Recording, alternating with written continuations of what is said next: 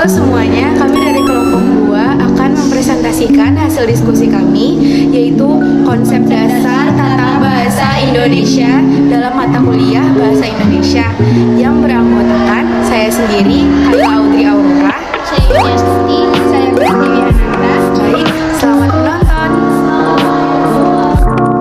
Setelah teman-teman mengetahui anggota dari kelompok 2, kami akan menjelaskan dan mempresentasikan hasil diskusi kami di mata kuliah Bahasa Indonesia dengan konsep dasar tata bahasa Indonesia. Baiklah, poin pertama kita akan masuk kepada ragam bahasa. Ragam bahasa atau dalam bahasa Inggris, linguistic style adalah bentuk bahasa yang bervariasi menurut konteks pemakaian atau topik yang dibicarakan, hubungan antar pembicara, medium pembicaraan.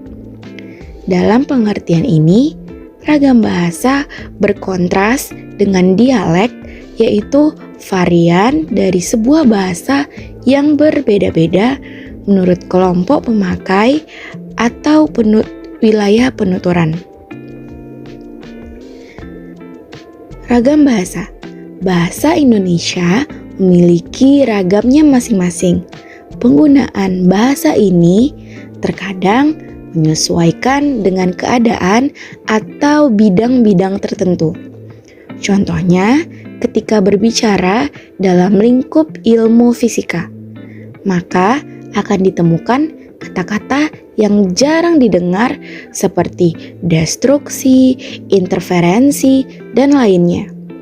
Sehingga dapat disimpulkan bahwa ragam bahasa Indonesia adalah variasi kata-kata berdasarkan pemakaian, topik yang dibicarakan, hubungan antar pembicara, lawan bicara, orang yang dibicarakan, serta medium pembicara.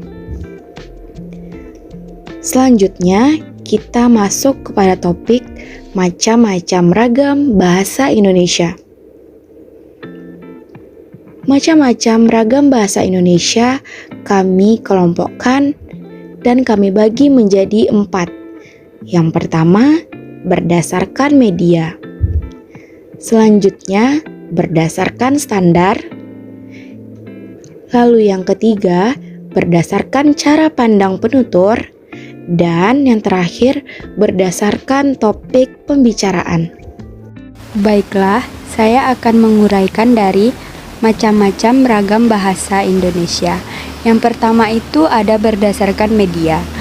Berdasarkan media terbagi menjadi yang pertama, ragam lisan. Ragam lisan adalah bahasa yang dihasilkan melalui alat tak ucap dengan fonem sebagai unsur dasarnya. Ciri-ciri ragam lisan. 1. Memerlukan orang kedua atau teman berbicara. 2. Tergantung situasi, ruang, dan waktu. 3. Berlangsung cepat. 4. Dapat berlangsung tanpa alat bantu. 5. Kesalahan dapat langsung dikoreksi. Dan yang B, ragam tulis. Ragam bahasa tulisan adalah bahasa yang dihasilkan dengan menggunakan rangkaian huruf sebagai unsurnya. Ciri-ciri ragam bahasa tulisan. Yang pertama, tidak memerlukan orang kedua atau teman. Yang kedua, tidak tergantung kondisi ruang dan waktu. Yang ketiga, berlangsung lambat. Keempat, selalu memakai alat bantu. Yang kelima, kesalahan tidak dapat langsung dikoreksi.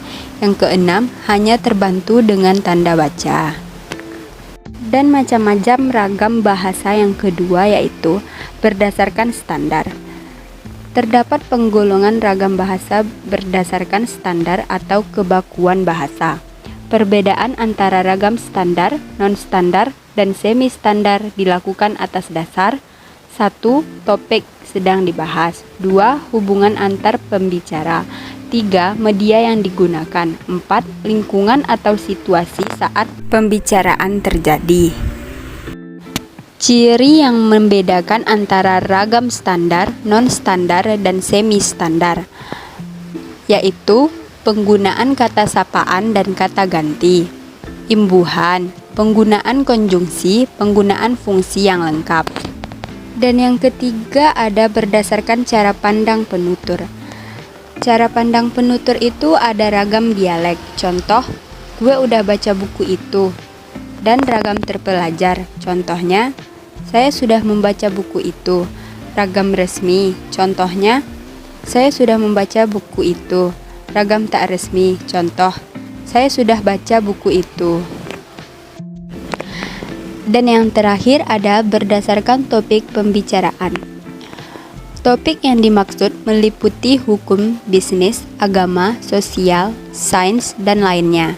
Salah satu ciri dari ragam tersebut adalah ragam ilmiah memiliki beberapa karakteristik seperti bahasa Indonesia ragam, penggunaan kalimat efektif, menghindari makna ganda, penggunaan kata dan istilah yang bermakna lugas dan menghindari pemakaian kata dan istilah yang bermakna kiasan. Menghindari penonjolan persona dengan tujuan menjaga keobjektifan isi tulisan. Adanya keselarasan dan kerunutan antar posisi dan antar linea. Itulah macam-macam ragam bahasa Indonesia. Baiklah, saya Yuni Astuti akan melanjutkan hasil diskusi kelompok kami selanjutnya tentang fungsi bahasa baku. Fungsi bahasa baku sendiri ada 4. Yang pertama, pemberi kekasan. Yang kedua, pembawa kewibawaan. Yang ketiga, pemersatu bangsa. Dan yang keempat, ada kerangka acuan. Selanjutnya, bahasa Indonesia yang baik dan benar. Bahasa Indonesia yang baik dan benar merupakan bahasa Indonesia yang digunakan sesuai dengan situasi pembicaraan, yakni sesuai dengan lawan bicara, tempat pembicaraan, dan ragam pembicaraan, dan sesuai dengan kaidah yang berlaku dalam bahasa Indonesia, seperti sesuai dengan kaidah ejaan, punktuasi, istilah, dan tata bahasa. Pemakaian kata dan kalimat kata yang dipakai dalam bahasa Indonesia adalah kata yang tepat dan serasi, serta baku. Kata yang tepat dan serasi merupakan kata yang sesuai dengan gugusan atau maksud penutur atau sesuai dengan arti sesungguhnya dan sesuai dengan situasi pembicaraan. Selanjutnya, kalimat yang digunakan dalam bahasa Indonesia adalah kalimat yang efektif.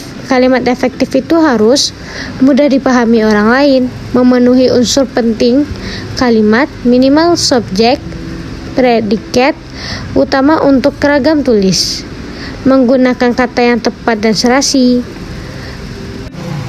gramatikal, rasional, dan efisien, dan yang terakhir, tidak ambigu atau membuat dua arti yang membingungkan.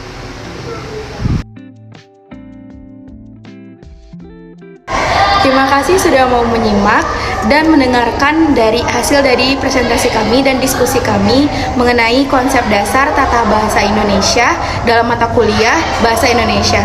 Semoga materi yang kami jelaskan dan kami sampaikan dapat berguna dan juga mudah dipahami oleh teman-teman semua. Terima kasih, mohon maaf apabila ada kesalahan. Assalamualaikum warahmatullahi wabarakatuh. Dadah.